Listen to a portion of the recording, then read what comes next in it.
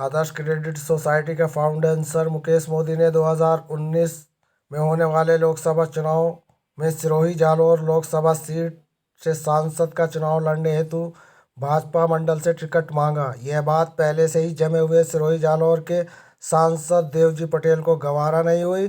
Society के मुख्य संचालक मुकेश मोदी की लोकप्रियता को देखते हुए पूर्व में जमे हुए सांसद देवजी पटेल ने अपने राजनीतिक कैरियर को खतरे में देखते हुए दुर्भाग्यपूर्ण यानी कि जो उनकी दुर्भावनाएं थी उसके आधार पर अदावत के चलते आदर्श क्रेडिट कोऑपरेटिव सोसाइटी की 3 मुख्यालय पर आयकर विभाग का छापा डलवाकर षड्यंत्र पूर्वक सोसाइटी के मूल खातों और दस्तावेजों और कुछ राशियों को जब्त करवाकर सोसाइटी को सीज कर जांच एसओजी और एसएफआईओ को सौंप दी। नमस्कार और आदाब दोस्तों, मैं यूएस खान और आप देख रहे हैं एसटी न्यूज़ टीवी।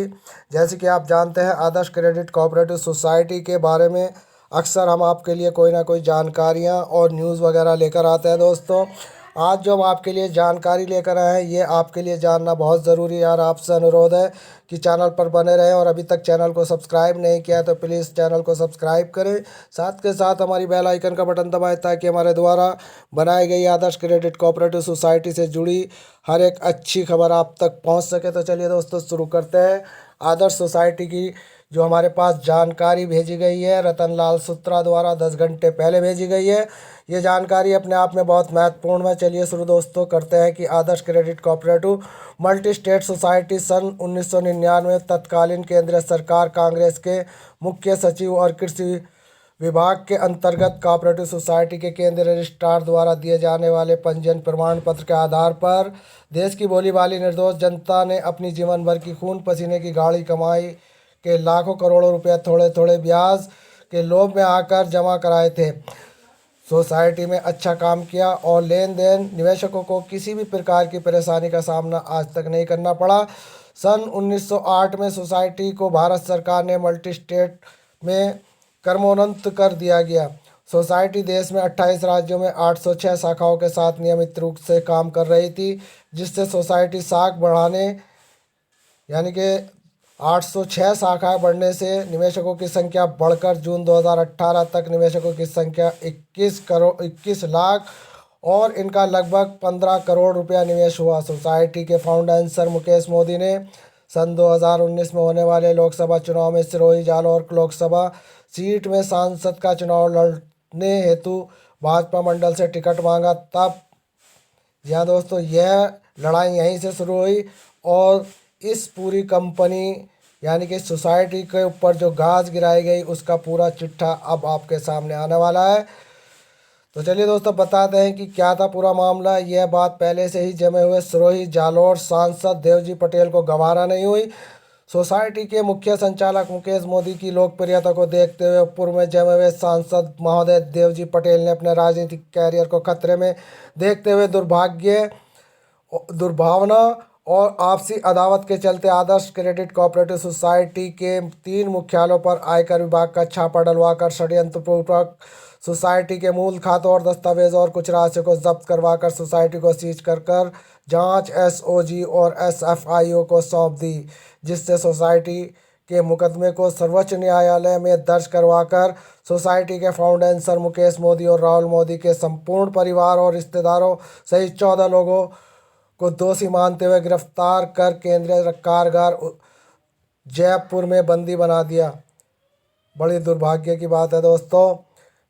अब तक 30 महीने होने आए हैं सोसाइटी की शाखाएं के बंद हो जाने से। सोसाइटी के 21 लाख निवेशकों का जीवन भर की खून पसीने की गाढ़ी कमाई निवेशकों के परिवार और बाल बच्चों के उज्जवल भविष्य और जीवन यापन का जरिया थी, जो लगभग 15 करोड़ रुपए की बहुत बड़ी राशि भारत सर्वोच्च न्यायालय के फैसले के इंतज़ार में फंस गई। निवेशकों का जीवन यापन करना खतरे में पड़ गया। निवेशक अपने जीवन भर की खून पसीने की गाढ़ी कमाई को डूबते हुए देखकर सदमे में और बेहाल और बदहाल होकर आत्महत्या करने के लिए मजबूर कर जी हाँ दोस्तों, आत्महत्या कर अपनी इति लीला समाप्त कर रहे हैं। लगभग 40-50 निवेशकों ने आत्महत्या कर ली और 21 लाख पीड़ित निवेशकों की पीड़ा भरी करुण पुकार को कोई सुनने वाला यहाँ नहीं है। सब अंधे बहरे और गूंगे हैं। पीड़ित निवेशक भिन्न भिन्न प्रकार से अपने अपने राज्य और सरकार और केंद्र सरकार और माननीय प्रधानमंत्री श्री नरेंद्र मोदी दामोदर जी से लेकर केंद्रीय कृषि मंत्री, सहकारिता मंत्री, सोसाइटी को लाइसेंस जारी करने वाले केंद्रीय सहकारिता रजिस्ट्रार महोदय जी, अपने अपने सांसद महोदय जी, विधायक महोदय जी से गुहार लगाते लगाते लगाते लगाते निराश होकर सदमे में हैं। क्या करें और क्या न करें, कुछ समझ में नहीं आ रहा है। केवल एक ही रास्ता खुला है, निवेशक परिवार सहित आत्महत्या कर लें। सोसाइटी के 4000 कर्मचारियों और 4 लाख एडवाइज़रों के परिवार बेरोजगार हो गए।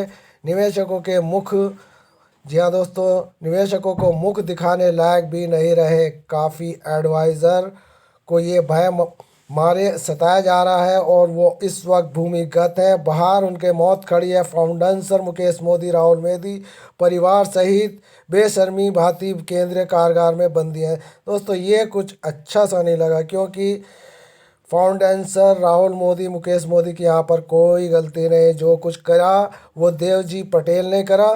तो इसलिए दोस्तों हम इस बात से सहमत नहीं है कि जो राइटर ने यहाँ पर जो इस कमेंट के सूत्रा जी ने यहाँ पर ये लिखा कि बेशरम की भांति कारागार में बंदी पड़े हैं। तो कब्र का हाल मुर्दा जानता है, ये आप ध्यान रखें।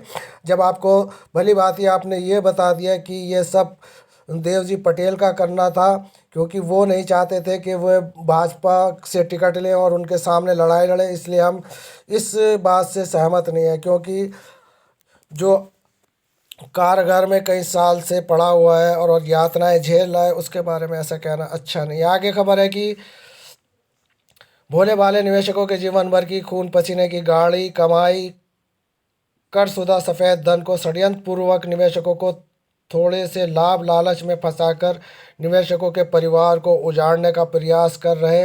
अब निवेशक क्या करें? निवेशक पिता परमात्मा, अदृश्य सर्वशक्तिमान, सृष्टि का कर्ता धर्ता परम न्यायकारी, महाहिमों का महाहिम, सर्वोच्च न्यायालय के न्यायाधीशों का भी न्यायाधीश, अल्लाह ताला खुदा गुरु महादेव की साक्षी मानते हुए बद्दुआएं देते हैं।